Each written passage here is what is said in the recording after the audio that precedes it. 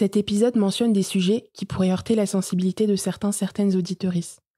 Il est question de violence médicale et de détresse psychologique. Si vous êtes concerné par ces thématiques, on vous conseille d'écouter cet épisode accompagné d'une personne de confiance ou d'attendre que vous soyez prête. Prenez soin de vous. Bienvenue à vous, vous écoutez Descendance, le podcast qui met en voix vos histoires familiales par le prisme de la transmission. Dans cet épisode, vous allez entendre le témoignage d'Élise, qui vous partage son effondrement après la naissance de sa fille et son parcours de reconstruction. Bonne écoute. Vous qui m'avez donné des ailes, êtes-vous prêt à me voir voler? Ne vous déplaise si jamais elles ne savent pas vraiment où aller.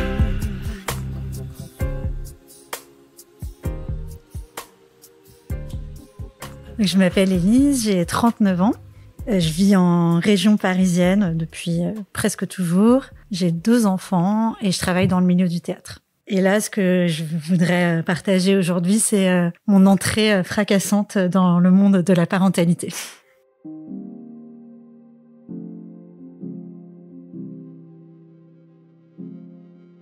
Pour moi, la période de l'enfance, j'en ai pas des très très bons souvenirs. Donc ça a participé au fait que mon désir d'enfant a été beaucoup questionné et que j'ai mis du temps à avoir envie d'avoir des enfants. Il n'y a pas eu spécialement de trauma ou de choses très graves, mais c'était une période pour moi avec beaucoup d'angoisse, beaucoup de questions. Je me sentais toujours un petit peu à part et pas à la hauteur. Après, disons que j'ai quand même été une enfant aimée et choyée. J'ai deux petits frères. Et dans ma famille, et ça j'en ai des souvenirs quand même assez heureux, parce que j'ai quand même des souvenirs heureux. J'ai eu une famille élargie, portante, aimante, et qui a beaucoup compté.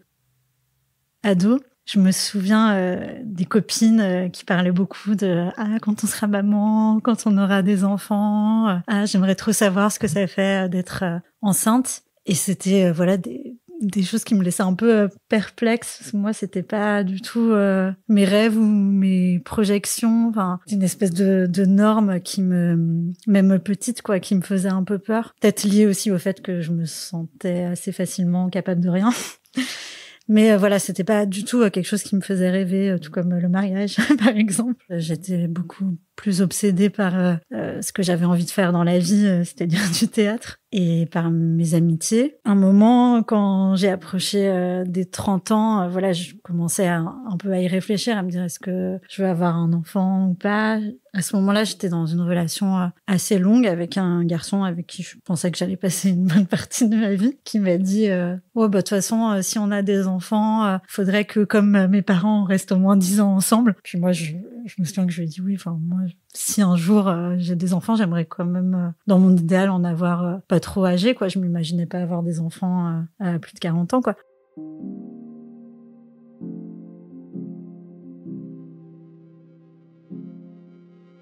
Il y a eu quand même autre chose qui a influé. Quand j'ai eu 24 ans, j'avais une petite gêne avec la gynécologue qui me suivait. Je trouvais qu'elle était pas agréable, qu'elle était froide. Elle m'avait fait des réflexions parce que j'avais pris 3 kilos. Enfin, je me dis tiens, faut que je change de médecin. Je change de médecin. Et là, la gynéco me fait une échographie et elle me dit mais ça fait combien de temps que vous avez pas vu une gynéco?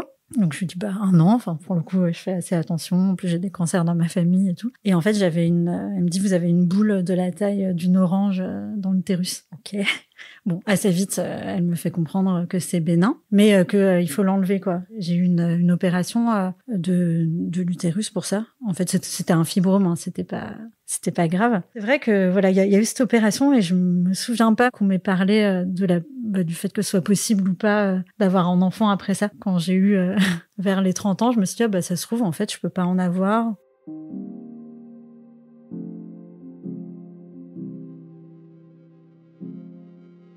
Il y a eu la rencontre avec Zachary, que j'ai rencontré donc à mes 29 ans. Et avec Zachary, il y a eu une espèce d'évidence, quoi. Enfin, comme on dit parfois un coup de foudre, quoi. Et tout est allé assez vite. On a eu envie d'habiter ensemble. Et puis, il y a la question des enfants qui est venu assez vite. Pour moi, c'était pas évident d'avoir un enfant. J'aimais bien ma vie. Je me disais que si je faisais un enfant, fallait que ce soit dans des bonnes conditions. J'avais pas du tout envie de faire n'importe quoi. Et donc, on parle beaucoup avec Zach. C'est assez précieux, je pense, pour la suite de notre relation. Heureusement qu'on l'a fait. On parle beaucoup de qu'est-ce qu'on va mettre en place ensemble pour justement que ça se passe bien. Parce que moi, je voulais pas du tout être la fille qui s'occupait toute seule de son enfant pendant que son mec allait travailler. Et parce que je l'avais vu aussi autour de moi.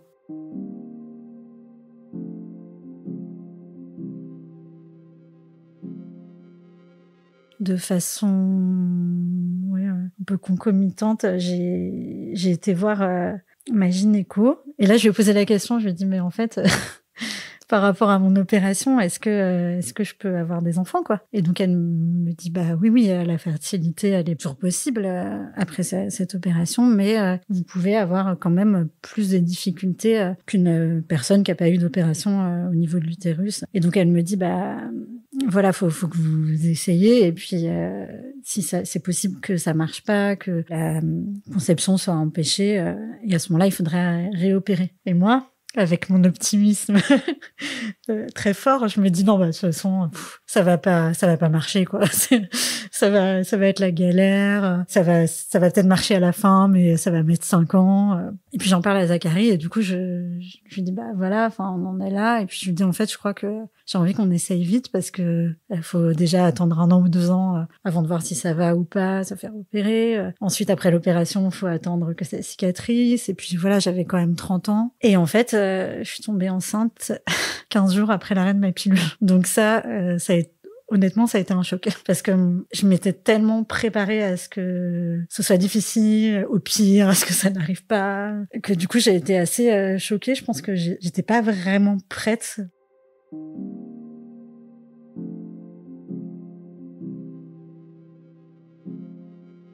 J'avais un peu idéalisé, entre guillemets, la grossesse, et puis surtout les personnes autour. C'est-à-dire que je pensais que quand on était enceinte, les sages-femmes, les gynécos, les médecins, enfin que tout le monde était aux petits soins, que c'était cool. Et en fait, j'étais avec une gynéco qui au final n'était pas très sympa. J'étais hyper malade. Enfin là, je parle vraiment des tout premiers mois. J'avais envie de vomir, je me sentais pas bien. En fait, ça allait pas trop, quoi. J'étais tout le temps inquiète de faire une fausse couche aussi. Et il se trouve que j'en ai fait une. J'étais avec mes parents. Zachary était à Avignon. J'ai un tout petit peu de sang. Voilà. Du coup, je vais parler à mes parents. Enfin, j'étais en vacances avec eux. Ils me rassurent. Ils me disent, oh, mais ça doit pas être grand chose.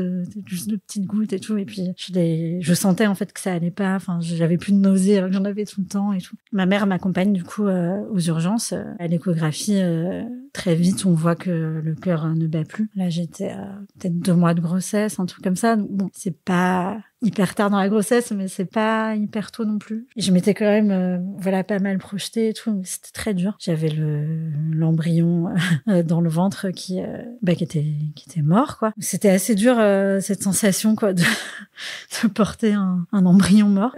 Moi, je suis assez effondrée, quoi.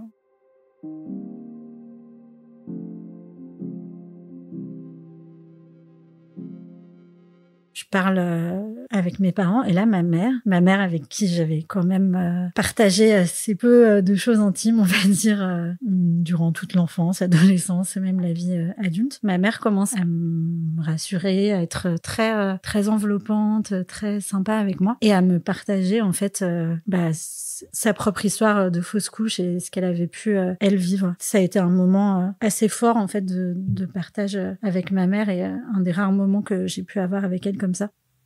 Je finis par rentrer à Paris, et Zach était pas encore rentré, donc là je me fais réceptionner par mes amis de lycée, et là c'était assez chouette. Je vais dormir chez ma copine Katia, il y avait un autre ami qui était là, et puis du coup on mange des sushis, on boit des bières, on fait les trucs qu'on n'a pas le droit de faire pendant la grossesse, et voilà, il me réconforte vachement. C'est chouette, quoi. Puis le lendemain on se retrouve avec Zachary, on pleure. On avait déjà beaucoup pleuré au téléphone, puis lui il était dans un truc très on y va, quoi. Il était non mais voilà, on va faire ce qu'il faut et tout, mais après on réessaye tout de suite. Enfin voilà, il était dans la vie du bébé qu'on allait avoir un jour ensemble.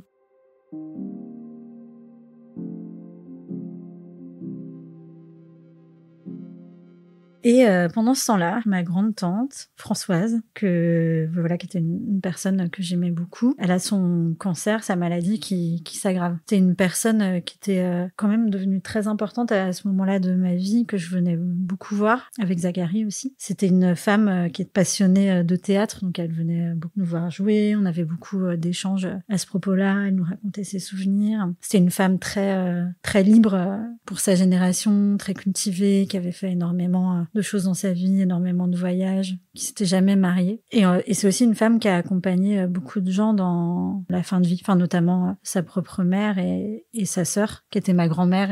Et en fait, on apprend que là c'est la fin, en tout cas qu'elle est hospitalisée et que c'est très grave. Et moi je me dis, mais cette femme-là qui a accompagné ses proches en fin de vie comme ça, elle peut pas mourir toute seule, quoi. Elle peut pas être toute seule. Et elle est à l'hôpital à côté de chez moi, à la Pitié-Salpêtrière, qui était d'ailleurs aussi la maternité dans laquelle j'étais inscrite pour ma première grossesse. Voilà, je faisais partie des personnes qui pouvaient y aller beaucoup et j'y allais beaucoup. Je passais du temps avec elle. Et je suis contente de lui avoir dit avant qu'elle meure. Je lui ai dit, tu sais, j'ai fait une fausse couche, mais avec Zachary, on essaye d'avoir un enfant. Et bon, elle était plus très réactive à ce moment-là, mais je sais qu'elle m'a entendue, elle a un petit peu réagi. Et ça a été assez fort pour moi qu'elle ait pu avoir cette information avant de partir.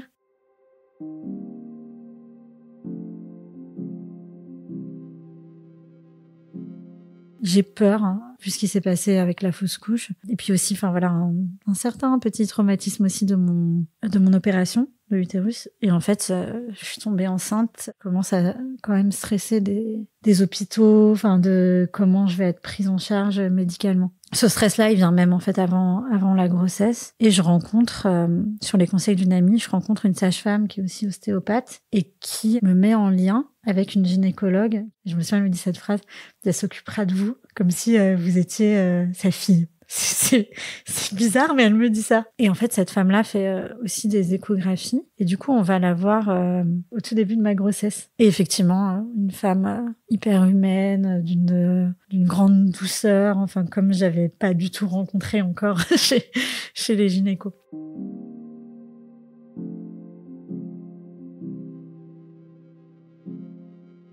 Ouais, je vis une grossesse où je suis quand même pas hyper tranquille.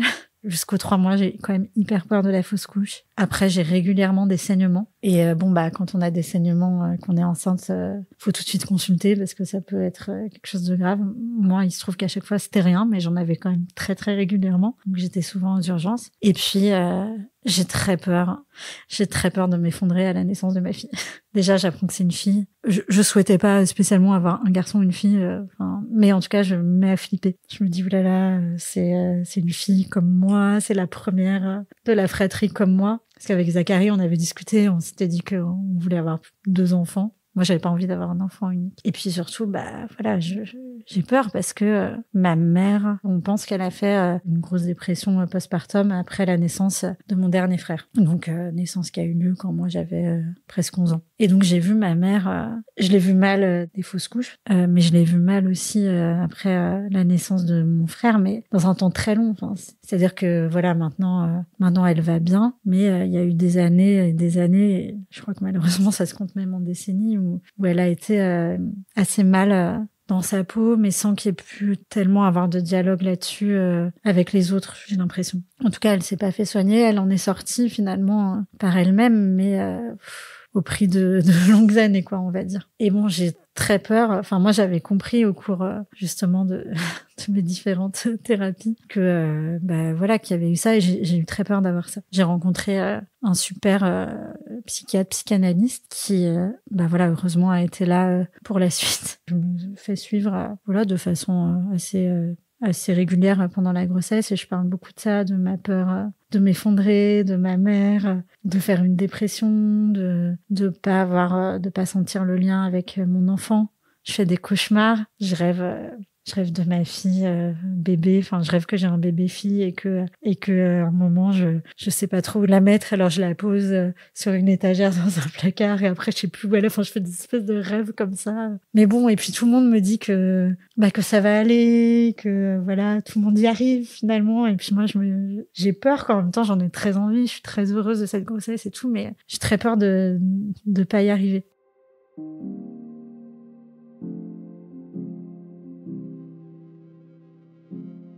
je décide que je vais accoucher sans péridurale. Parce qu'en gros, j'étais un peu traumatisée des épisodes médicaux qu'il y avait eu avant et je veux pas qu'on me touche, quoi. Enfin voilà, j'ai peur des actes médicaux qu'il peut y avoir pendant mon accouchement, quoi. Et du coup, je me dis, je veux gérer toute seule, je veux essayer et clairement, je me donne les moyens que ça le fasse, quoi. Donc, on fait la préparation à fond, on se documente à mort, on lit des bouquins, on voit une praticienne en shiatsu qui nous apprend des points pour gérer la douleur. Enfin, on met vraiment toutes les chances de notre côté, quoi. Le temps passe. Les 2 premiers trimestres de grossesse sont un peu durs avec l'histoire de saignement et tout. Et je vis beaucoup mieux la fin, le dernier trimestre, je me sens bien. Je suis en congé mat aussi et je pense que ça me fait du bien. Même si j'ai pas trop envie d'aller en congé mat au début. Et non, ça me fait du bien, je profite de la vie, j'attends que le bébé arrive et puis je suis pas... Enfin, finalement, j'ai une grossesse qui se passe bien, j'ai pas pris beaucoup de poids, donc je me sens pas trop lourde, je peux encore faire plein de trucs. Je crois que la veille de mon accouchement, j'étais à la piscine, je marche, il fait chaud, on est au mois de mai, puis au mois de juin, et puis le terme se rapproche et une nuit, je commence à... En fait, j'ai la poche des os qui s'est fissurée, et donc voilà, il y a la poche des os qui commence à s'écouler, et donc on part à la maternité, on est hyper joyeux avec Zachary.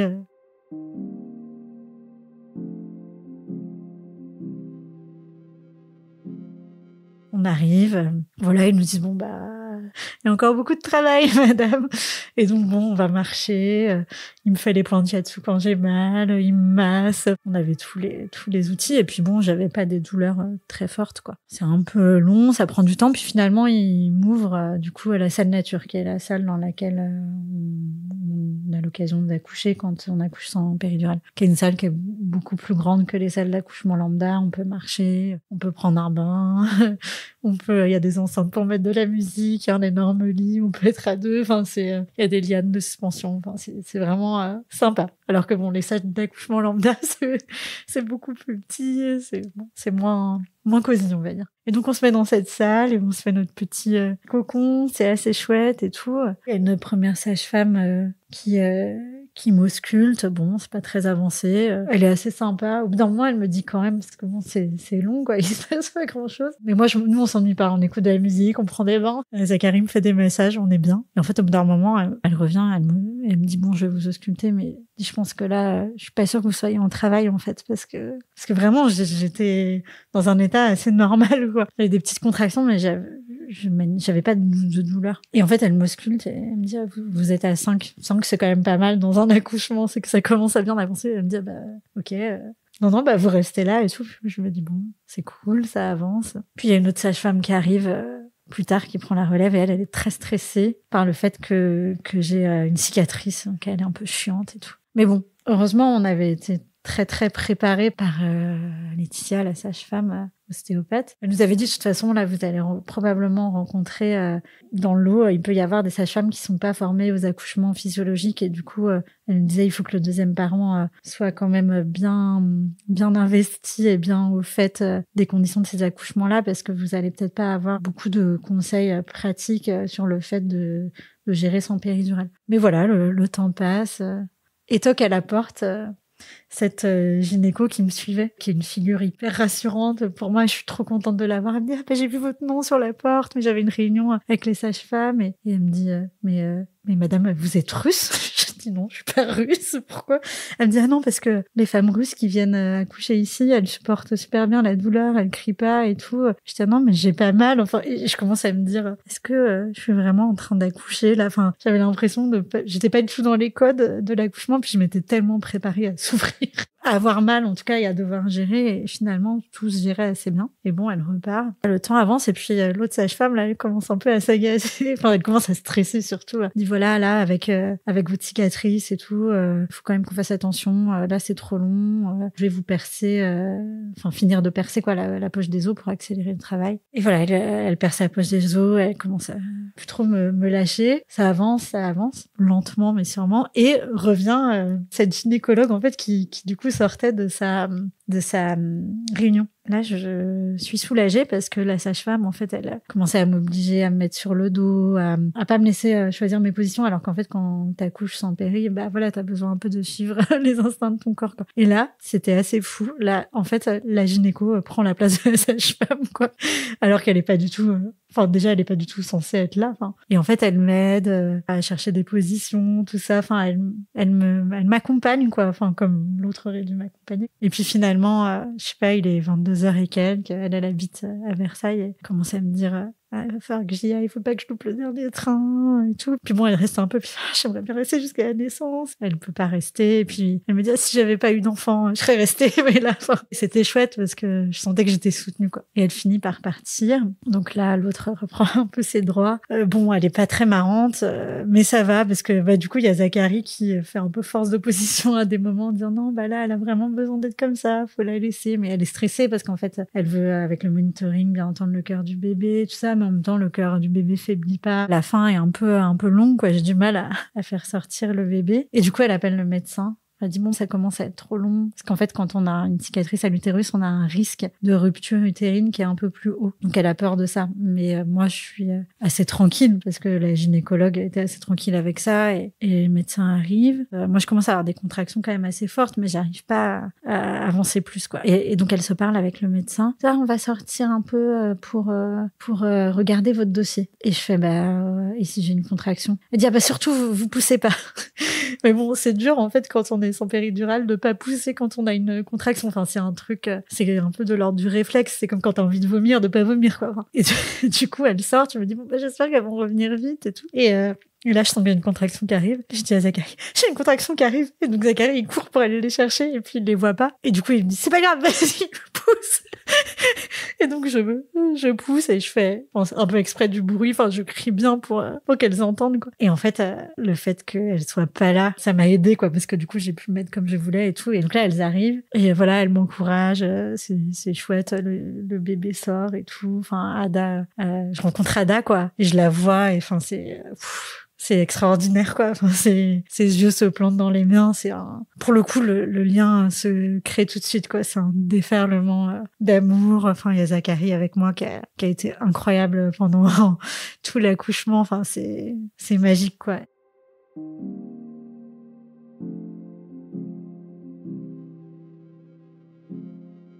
On nous remonte dans la chambre. Zach, il est fatigué, tout ça, et moi, je sens pas la fatigue. Alors que du moment où j'ai fissuré la poche des os, jusqu'à la naissance, il s'est passé 22 heures, je crois. Donc, pendant 22 heures où j'ai pas dormi, je dois être boostée par les hormones, je suis pas fatiguée. On nous amène en chambre, et là, en fait, je crois que je dors pas. Zachary dort. Enfin, Zachary, il est épuisé, il commence à récupérer. Moi, je suis complètement fascinée par Ada. Je suis là, mais elle est parfaite, incroyable, elle est magnifique et tout. Voilà, je la fais téter, ça se passe bien. Par contre, je me lève quasi pas, je crois. Enfin, je me lève pour rien. Enfin, je change pas de couche, je lui donne pas le bain. Et je pense que je commence à avoir un peu peur de le faire, quoi. Je me concentre sur... elle est beaucoup sur moi et je me concentre sur l'allaitement, mais je crois que déjà à ce moment-là, j'ai un peu peur de la porter. J'ai peur d'être debout, peur de faire une maladresse. J'ai peur de donner le bain, de mal faire. Et puis, enfin, je sais pas, je suis aussi un peu obsédée par le fait que Zach prenne sa place aussi de père et qu'il fasse des soins. Et j'avais demandé à Zachary, enfin, on avait convenu qu'il restait tout le temps à la maternité avec moi. Sauf qu'en fait, alors je sais pas si ça a changé maintenant, mais à cette époque-là, en tout cas, il y a rien dans la maternité pour accueillir un deuxième parent, quoi. Il y a un fauteuil. Donc ça veut dire que Zachary, pendant 3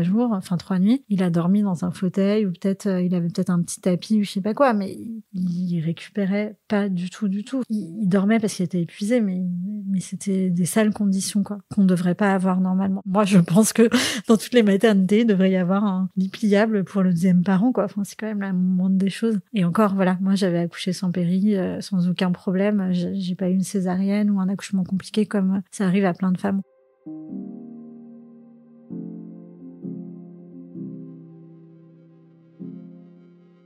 Et puis on a beaucoup de visites à la maternité, notamment après cette première nuit. Je pense que on a quelqu'un dans la chambre avec nous quasi non-stop. Et c'est hyper, à la fois hyper réjouissant. Enfin, moi, je suis hyper contente de présenter mon bébé. Et à la fois, c'est hyper fatigant. Et en fait, on se repose pas. Bon, le premier jour, il y avait, nos parents, nos frères et sœurs qui sont venus. Je pense que le deuxième jour, ma mère revient. Ma mère, elle est très dans les codes, quoi. Enfin, j'ai l'impression qu'elle se dit, bon, bah, ma fille à la maternité, faut que j'aille la voir tous les jours. C'est la première fois qu'elle est avec moi et Ada toute seule. Bon, il y a peut-être Zacharie aussi, mais c'est beaucoup plus intime que le premier jour où il y avait plein de monde.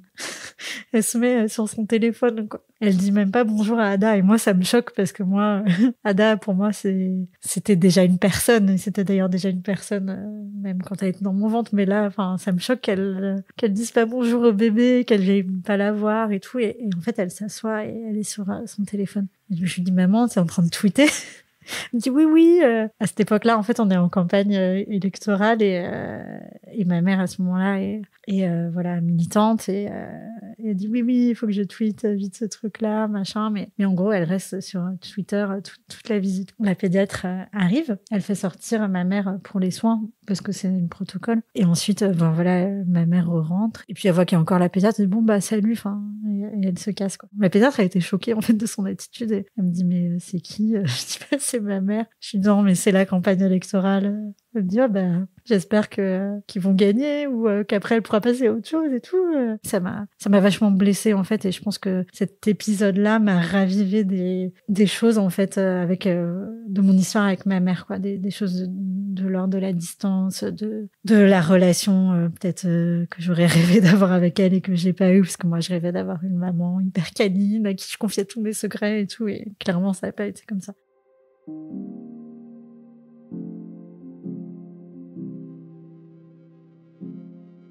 À la maternité, ils veulent me faire sortir plus tôt parce que je vais très bien. Je leur dis non, je veux prendre mes marques et tout, et ils insistent pour me faire sortir avant les 3 jours recommandés, quoi. Ce qui est possible quand on va très bien. Mais voilà, moi je sentais que je voulais sortir aussi après la montée de lait. Ada, elle était très bien, mais moi j'avais hyper mal quand les puéricultrices elles rentraient. Elles disaient mais c'est super, elle tète hyper bien, et peut-être que je l'ai pas assez dit, mais je pense avoir dit quand même que moi j'avais mal, et on me disait oui ça va passer. Pour moi ça c'est assez révélateur du fait que il y a quand même très très peu de temps alloué à l'allaitement dans la formation des sages-femmes, et qu'en fait t'en as plein finalement qui connaissent pas si bien que ça. Enfin je comprends pas trop comment on peut laisser comme ça une maman avoir aussi mal en lui disant oui c'est rien, ça va passer.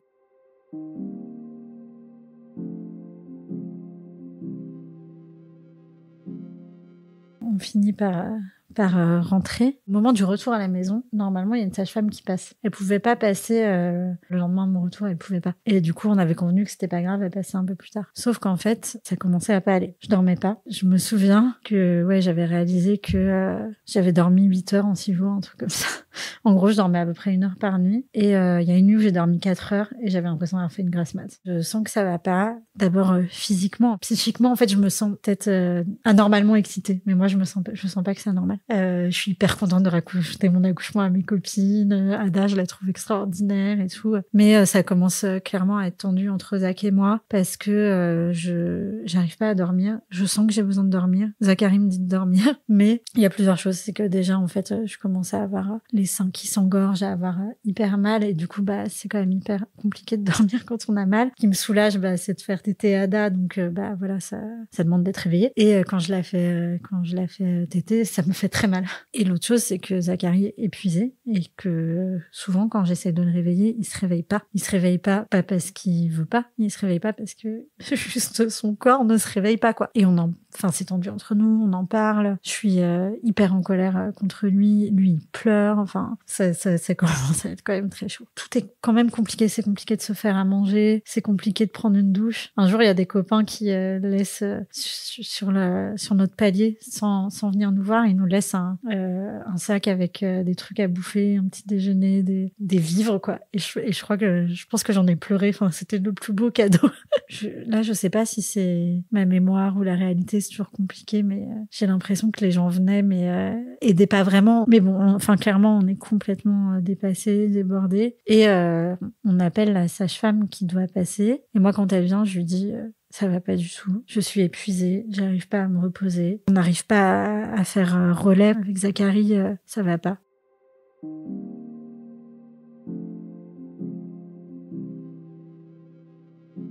Je lui parle aussi du fait que je commence à avoir peur de porter Ada. Parce qu'en fait, je suis tellement faible que quand je la porte, mes bras commencent à trembler et j'ai peur de la faire tomber. Je commence en plus à... Ça, je sais pas si je lui dis, mais je commence à avoir des idées noires. Je commence à me dire, en fait, pauvre bébé, quoi. Enfin, je me dis, mais elle est tombée dans la mauvaise famille. Et je me dis, mais on a fait une grosse connerie. Enfin, je me dis, faudrait pouvoir la rendre. Enfin, je flippais aussi beaucoup. Et je pense que ça participait au fait que je dormais pas. Je flippais beaucoup de la mort subite du nourrisson. À un moment, je me dis, bah, en fait, peut-être ce serait plus simple si elle mourait.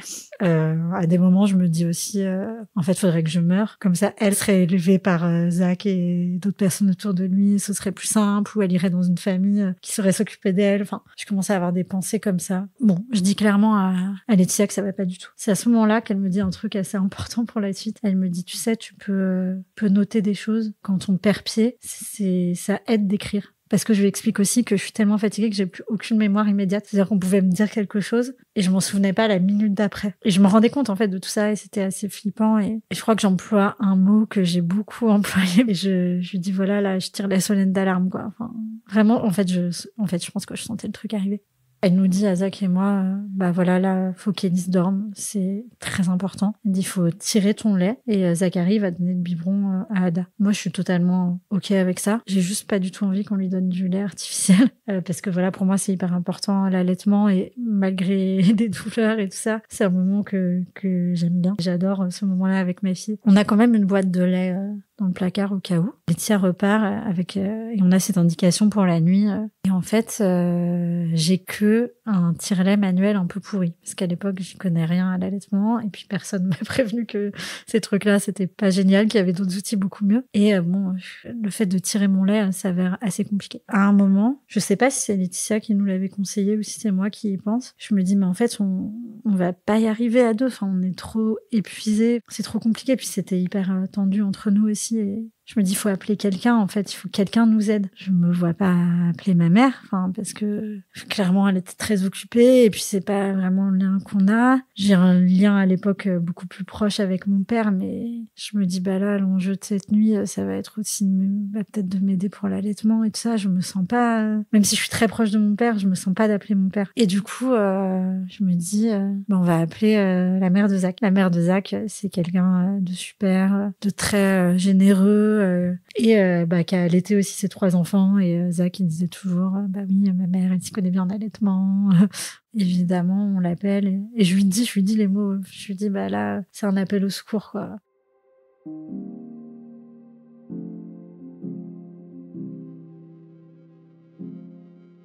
Et elle vient, et là commence une nuit d'enfer, vraiment. On est à l'époque dans un petit appartement dans le 13e, un petit 2 pièces, mais on est séparés, très séparés dans l'appartement, un peu chacun dans sa pièce. Moi, j'essaye de tirer du lait, j'y arrive pas, c'est hyper compliqué. Je demandais à Zach de chauffer des petits coussins pour l'allaitement. À chaque fois, voilà, ça va pas, soit il chauffe pas assez, soit il fait éclater le truc parce qu'il le met trop fort.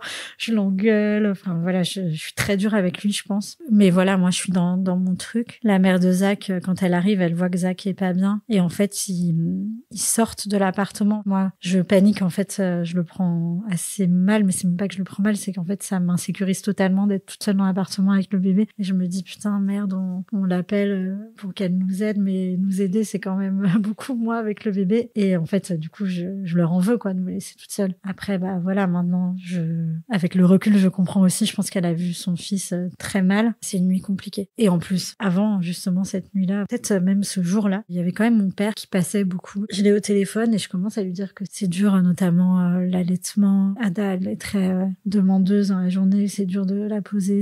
Enfin, je sais plus, je lui dis que c'est difficile et lui, il me répond, mais il veut bien, il veut sûrement bien faire et tout, mais il me répond un truc qui me vexe énormément. Il me dit oui, mais c'est parce que t'es pas assez réactive. Et là, moi, je me prends hyper mal et je lui raccroche au nez. Et je décide que, tout dans la mesure, je décide que je veux plus lui parler. Je suis très en colère, je me sens pas soutenue.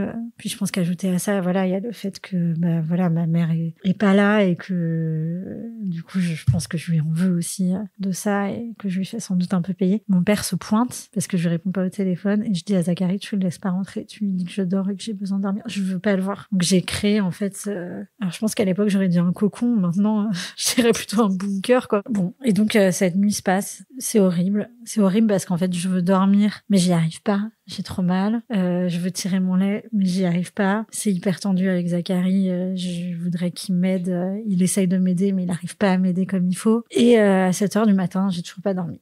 Et ma belle-mère a donné, sans m'en parler, du lait en poudre à ma fille. Et ça a été très très difficile. J'étais très en colère aussi pour ça. Voilà, et sans doute elle avait toutes les raisons de le faire et elle s'inquiétait, elle a sans doute dû en parler à Zachary avant, mais sur le coup j'en veux beaucoup. Laetitia revient parce qu'elle voyait bien que ça allait pas. Et donc le lendemain matin, voilà, je lui ai dit j'ai pas dormi, enfin ça va pas. Je pense que Zachary et sa mère doivent lui raconter la nuit horrible qu'ils ont passée aussi. Et donc là, elle me dit écoute, là faut que t'aies de l'aide, c'est pas possible comme ça. Que je te propose, c'est de te ramener à la maternité. Que tu sois là-bas 2-3 jours, comme ça on t'aide, t'es aidé. Puis voilà, tu reprends des forces, on te montre aussi peut-être des choses. Et je lui dis ok. Mais quand même avant ça, parce que je pense que je sens aussi qu'il y a des choses qui remontent, qu'il y a un truc un peu psy, j'appelle mon psy.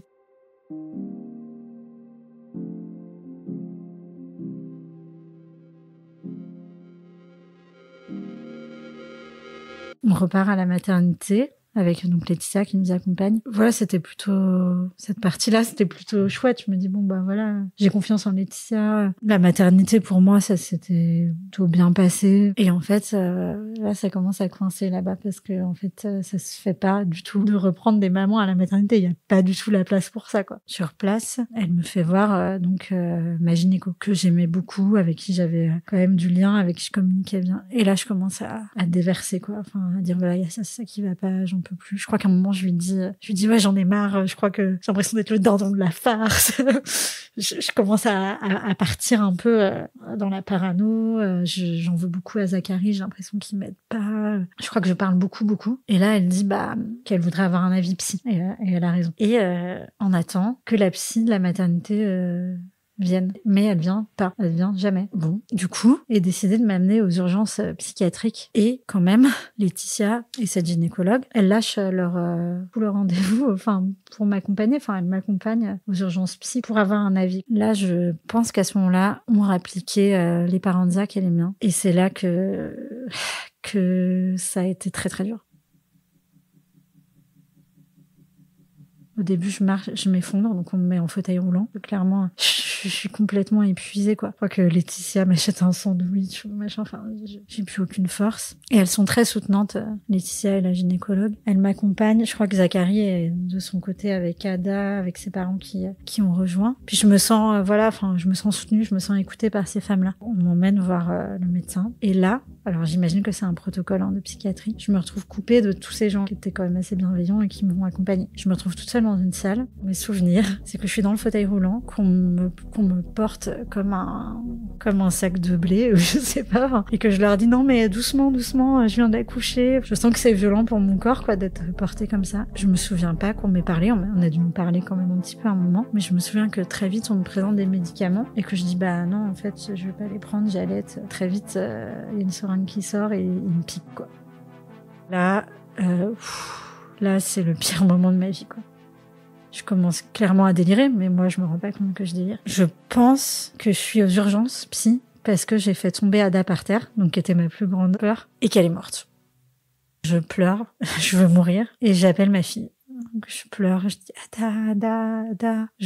J'appelle la gynécologue aussi, je dis son nom. Je me souviens qu'on me dit mais c'est qui Ada, c'est qui Et je me dis en fait personne sait mon histoire. J'ai des souvenirs de passage, de gens qui passent et tout, et je me souviens du sentiment le pire de ma vie, quoi. Je pense que j'ai vraiment ressenti pendant pas très longtemps, heureusement, mais ce que c'est que de perdre un enfant. En fait, je pensais que j'avais perdu mon bébé et que je l'avais tué en plus, accidentellement, mais quand même. Et je me sens dans une détresse totale. Et puis je suis toute seule. Il y a des soignants sûrement qui passent, des gens qui passent, mais personne que je connais. Et puis jusqu'à pendant un long moment, j'ai pas le souvenir que quelqu'un m'ait tenu la main en essayant de me rassurer. Et à un moment, il y a une femme qui passe, je sais pas qui c'est, si c'est une infirmière, une aide-soignante. Elle me prend la main, elle me dit, mais Ada, elle est à côté, elle est dans les bras de son papa. Et là, je crois que là aussi, j'ai ressenti une des choses les plus intenses de ma vie. Enfin, j'ai ressenti physiquement comme une seconde naissance, en fait. C'est comme si j'étais morte. Et comme si je revenais à la vie, en fait. J'ai eu l'impression de ressusciter.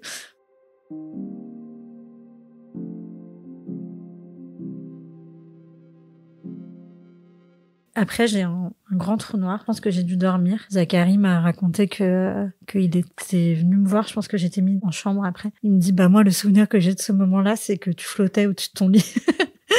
Donc, il me dit, je sais que c'est faux, hein, mais il me dit, t'étais sur un nuage, t'étais loin, quoi. Clairement, j'étais sous les effets des médicaments. Je pense que c'était une piqûre de Valium que j'ai eue. Et en fait, je reprends conscience au moment où je suis en train de parler avec mon père dans cette chambre. Et je lui raconte, pour moi, de façon très sensée, tout ce qui va pas, ce que j'ai sur le cœur et tout. Et là, il m'interrompt. Et je lui dis, écoute, papa, tu peux pas m'interrompre, là, j'ai besoin de parler. Et là, je vois son visage se décomposer. Et il me dit, ça fait 2 heures que je t'écoute sans t'interrompre. Mais je vois qu'il panique, en fait, parce que clairement, ma perception n'est pas en phase avec la réalité.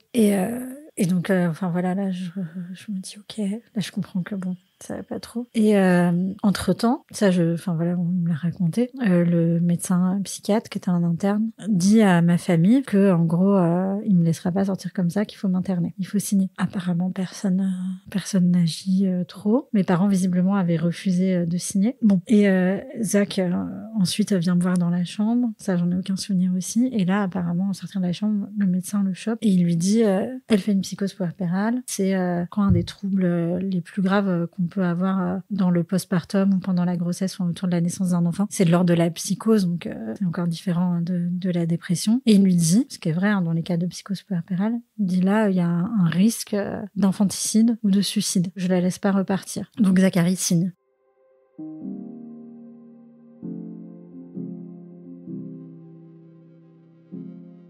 Moi, je le sais pas. Mes parents, ma mère lui hurle dessus. Ils sont très en colère et très choqués qu'il ait signé. Et je sais pas, j'ai compris qu'il voulait m'hospitaliser, mais que je pourrais pas être hospitalisée avec Ada. Et donc, je dis à mon père, mais moi, je veux pas être hospitalisée sans Ada.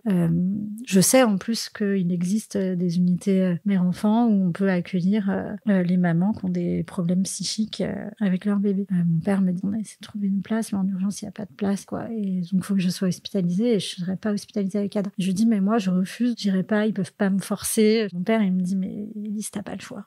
Tu vas être hospitalisée d'office, quoi. Tu vois qu'il a les larmes aux yeux, tout ça. Enfin, je dis, ok, bon.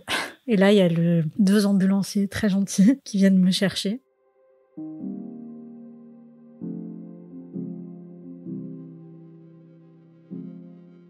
En fait, je suis pas arrivée dans cette polyclinique-là par hasard. C'est-à-dire qu'en fait, entre-temps, mon psy de l'époque avait été contacté et lui a fait en sorte que j'atterrisse là-bas. Je me retrouve dans une salle avec donc un psychiatre et il me dit voilà, qu'est-ce qui se passe, et je lui raconte. Et lui il me dit mais en fait vous êtes surtout extrêmement fatigué. Il me dit vous avez accouché.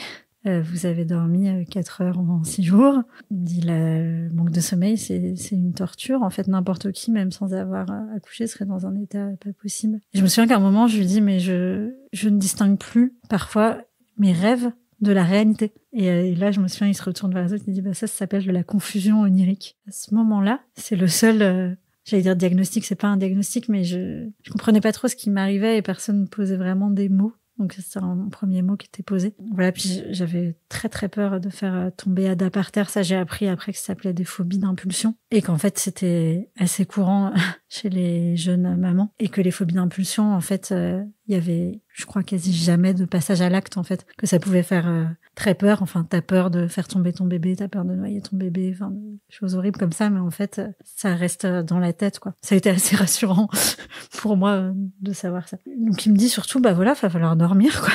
Je me dis, ok. Et puis, il y a quand même un traitement qui se met en place. Et il me demande si je veux continuer l'allaitement. Et après coup, en fait, Zacharie les a vus aussi et elle dit mais en fait c'est pas possible qu'elle continue l'allaitement.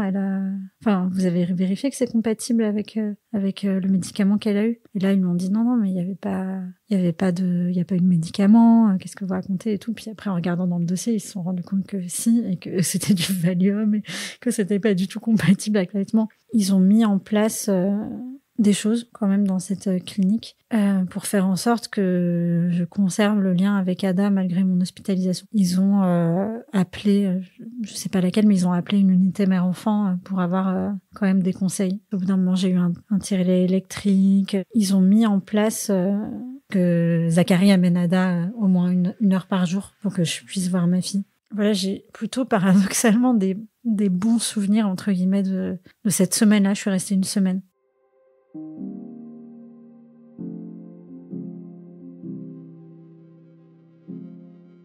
Le diagnostic de psychose puerpérale était complètement faux. C'était un faux diagnostic. En fait, j'avais des symptômes qui étaient assez similaires, mais clairement, ce probablement jeune interne s'est un petit peu précipité et il aurait pu quand même faire des gros dégâts avec ça. À la clinique, au début, j'arrive, je me dis, je vois les autres patients. Je me dis, putain, j'ai rien à foutre là, quoi. Je devrais être avec mon bébé à la maternité ou à la maison ou au moins dans une unité mère-enfant, quoi. Et je veux pas aller voir. Je demande à mes parents de m'acheter à manger. Je mange dans ma chambre. Je veux pas me mêler. Mais je suis assez entourée, entre guillemets. Je me souviens notamment d'une infirmière, j'ai retrouvé son nom là dans mes notes, qui s'appelle Madeleine, qui a été très importante pour moi, je pense, à ce moment-là, qui m'a dit, mais il faut que vous demandiez au papa d'Ada de faire des photos d'Ada, et donc Zacharie m'a imprimé des photos et du coup j'avais un album photo avec Ada. Et en fait très vite tout le côté non moi je parle à personne est tombé. Je me suis assez vite mélangée quand même aux autres patients. Je suis devenue, je crois, une petite star du service avec mon bébé. Je montrais les gens regardaient les photos avec moi. Ils étaient très tout le monde était très gentil avec moi, très très empathique. C'est vrai que ça a sûrement levé chez moi beaucoup de stéréotypes que je pouvais avoir sur l'hôpital psychiatrique ou les gens psychotiques, parce que en fait j'ai rencontré des très belles personnes là-bas avec qui j'ai eu des échanges, avec qui potentiellement j'aurais pu devenir amie aussi. Au début, quand ils emmenaient Ada, ils devaient traverser le service, quoi, et du coup tout le monde voyait Ada, quoi. C'était assez chouette, tout le monde voyait qui était mon bébé et puis tout le monde me soutenait aussi, me disait allez faut que tu récupères, que t'ailles mieux pour ta fille et tout.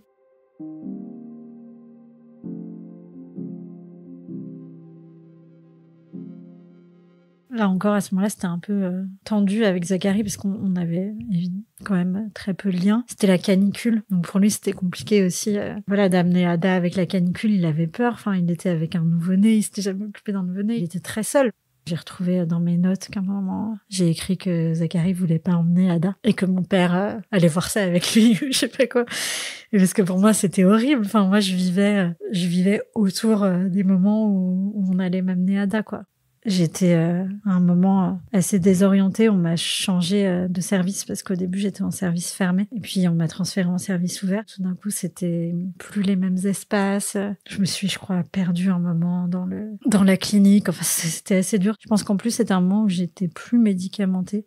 Parce que là-bas, au début, il y a un traitement qui a commencé, mais je pense qu'au bout de peut-être 2 jours, j'ai refusé de continuer le traitement parce que je trouvais que ça me mettait dans un état complètement cotonneux que je supportais pas. On m'a pas piqué de force, on a accepté que j'arrête mon traitement et ça a été. Mais toujours est-il qu'à un moment, j'ai eu des hallucinations au moment où j'étais très désorientée. En fait, j'étais dans la chambre et j'entendais des pleurs de bébé. Et du coup, je pensais que c'était Ada qui arrivait avec Zach et tout. Voir Ada recevoir, entre guillemets, des gens, c'était un gros effort pour moi. Donc, je crois qu'à ce moment-là, j'ai pris ma douche, je sais plus, je me suis préparée, j'ai mangé, j'ai bu. Enfin, fallait que je me conditionne. Et en fait, j'ai ouvert la porte et il y avait personne. Et voilà, c'était ce type de choses, quoi, quand même, que je pouvais vivre. Là, tu te dis, ok, là je suis folle, en fait, ça ne va pas du tout.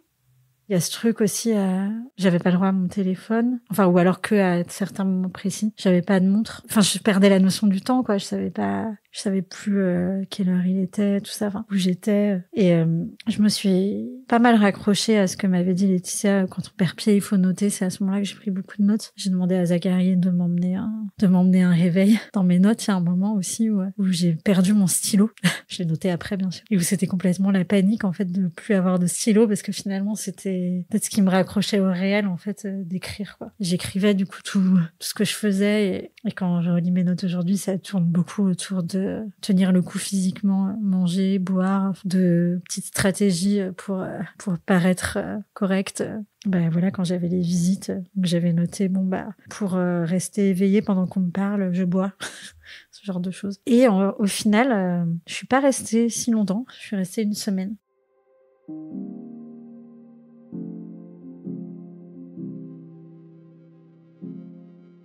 Je suis retournée chez mes parents avec Zach. J'étais encore très très fatiguée, très faible. Et donc mes parents nous ont accueillis. Je pense qu'on est resté 5 jours. Ça a pas mal aidé. Déjà, je pense que moi, de voir que là, pour le coup, j'avais du soutien. Il y avait pas à gérer la bouffe. Il y avait d'autres personnes aussi avec nous. Et ça a été chouette. Et puis après, voilà, il a fallu se construire, reconstruire aussi en tant que famille, parce que c'était quand même une sacrée entrée dans la parentalité, quoi. Tous les deux, avec Zach, à un moment, on s'est dit que, voilà, la naissance d'Ada allait sceller la fin de notre histoire d'amour à nous deux, quoi. Et au final, pas du tout. Au final, je pense que ça nous a plutôt renforcé, cette épreuve-là, passée à 3. C'était une sorte de guerre, quand même, pas entre nous, mais pour se reconstruire, pour s'en sortir aussi. Il y a eu l'allaitement dans tout ça. Alors c'est paradoxal parce que l'allaitement, à la fois, je pense que ça a précipité une descente aux enfers psychologiques. Mais en même temps, moi, ça m'a vachement aidée pour m'en sortir. Alors, en fait, quand je suis sortie de l'hôpital psy, Laetitia, la sage-femme, m'a demandé si je voulais réallaiter Ada. Et j'ai dit oui. Ça a pris beaucoup de temps et c'était une sacrée logistique. Mais c'était aussi quelque chose de concret auquel se raccrocher. C'était un moment où moi, je sentais que je faisais un truc chouette pour elle et pour moi aussi. C'était des moments aussi de plaisir et je pense, oui, qu'on participait au fait que le lien se fasse. Après, pour moi, on parle beaucoup dans les pathologies du postpartum de lien qui se fait pas et tout. Moi, j'ai jamais eu cette sensation. Enfin, je pense que c'est pas ça qui m'est arrivé. Quand j'étais hospitalisée, pour moi, j'étais toujours en lien avec Ada.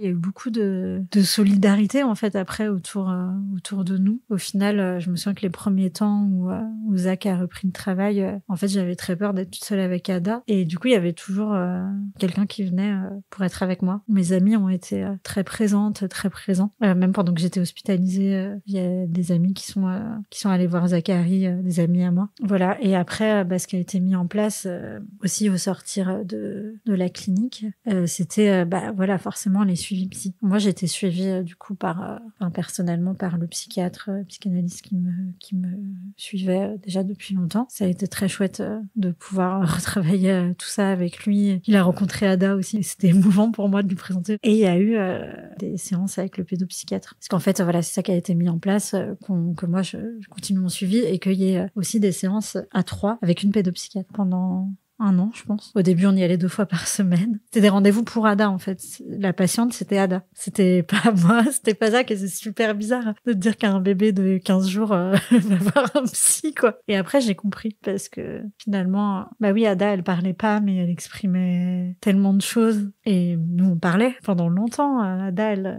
quand on était dans les séances, elle voulait téter. Et du coup, elle tétait pendant quasi toute la séance, elle se réfugiait, quoi, contre moi. Et il y a eu un truc assez fou, moment. Donc Ada était un peu plus grande, je sais pas quel âge elle avait, mais elle jouait avec des petits personnages que la psy avait disposés. Et je parlais donc de ma fausse couche, qui a contribué à mon effondrement. Il y a eu ce truc avec la fausse couche, quoi, de vie, de mort, de peur de perdre le bébé. Et en fait, Ada, elle a pris le personnage de la maman et le personnage du bébé, et elle mettait le personnage du bébé sur le ventre de la maman, et elle le faisait tomber pendant que je parlais de la fausse couche. Et moi, ça m'a effarée, quoi. Et puis la psy, voilà, elle m'a rassurée. Non, mais elle vous comprend, c'est normal.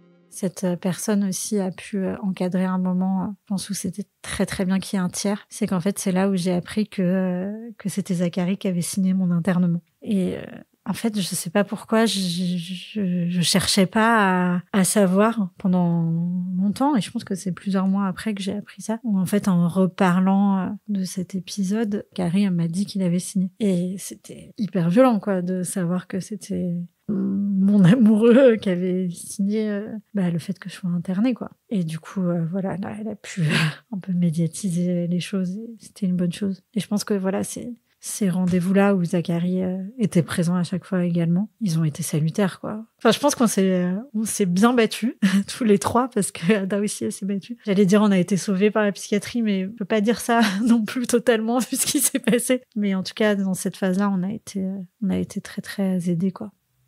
Nous, on avait toujours plein de choses à lui dire, plein de questions à lui poser. Je me souviens qu'à la fin, elle nous a presque virés, quoi. Déjà, les rendez-vous se sont espacés, puis moi, elle nous a dit finalement, maintenant, vous avez des problématiques, des questionnements de parents lambda, quoi. Donc, bye bye, quoi. Laissez la place aux autres. Et c'était un peu pour moi, la fin de cette phase de reconstruction. Mais finalement, ça a été très intense, tout ça, mais on s'en est aussi sorti assez vite, quoi.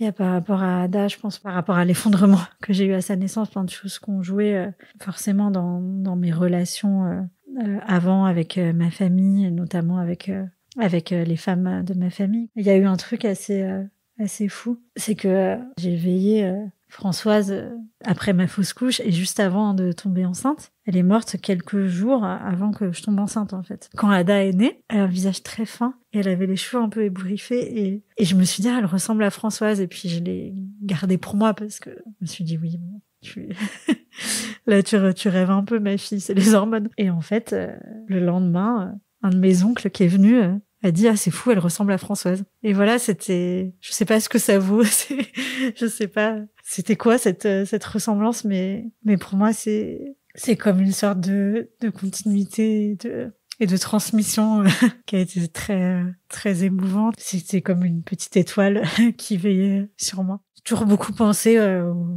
aux personnes mortes de ma famille que j'aimais. Toute cette constellation de femmes. Voilà, ma grand-mère, mes grandes-tantes, mon arrière-grand-mère aussi. C'est des personnes que je porte en moi. Et c'est drôle parce qu'Ada, elle est assez sensible à tout ça. Enfin, c'est vrai qu'elle pose aussi beaucoup de questions sur ses ancêtres, au final.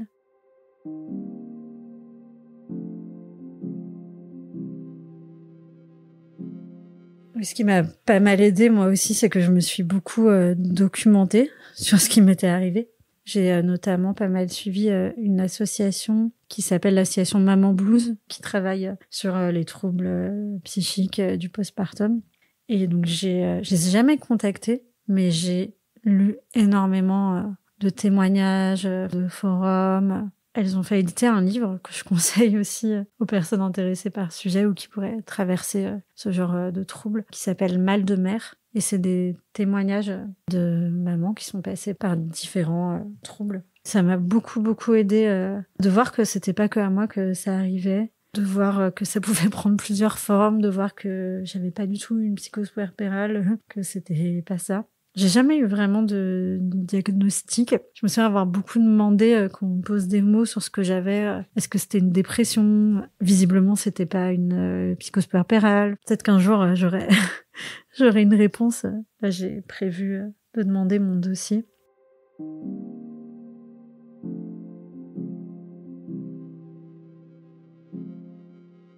Et voilà. Je crois que c'est à peu près la fin de cette histoire-là. Enfin, en tout cas, pour moi et pour Zacharie aussi, et sans doute pour Ada aussi, parce qu'elle connaît son histoire. C'est une histoire maintenant qui fait partie du passé et qui nous a fondés aussi en tant que famille. Il y a des choses, qui ont pu repointer leur nez à des moments dans notre relation, enfin notamment tout le rapport à la fatigue est compliqué. Il y a aussi un épisode qui nous a permis au final de faire famille peut-être un peu plus fort, un peu plus vite, qui m'engage à prendre soin aussi de moi, de faire attention à moi, physiquement et psychiquement, mais aussi des autres, d'entourer personnes qui vont avoir des enfants. J'essaye aussi de prévenir que ces choses-là peuvent arriver et que oui, les troubles psychiques du postpartum, ça peut se manifester, c'est très créatif quoi, ça peut se manifester de plein de façons différentes.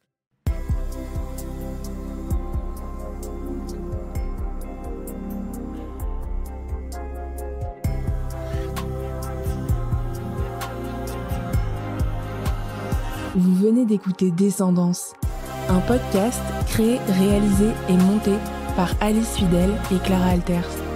Si vous aussi, vous avez envie de raconter votre histoire, vous pouvez nous contacter sur nos réseaux ou nous écrire à l'adresse mail podcast@descendance.com. La musique originale et l'habillage sonore ont été réalisés par Valentin Caillon et Gwenaëlle Renaud et le mixage par Raphaël Martin. À très bientôt pour un prochain épisode.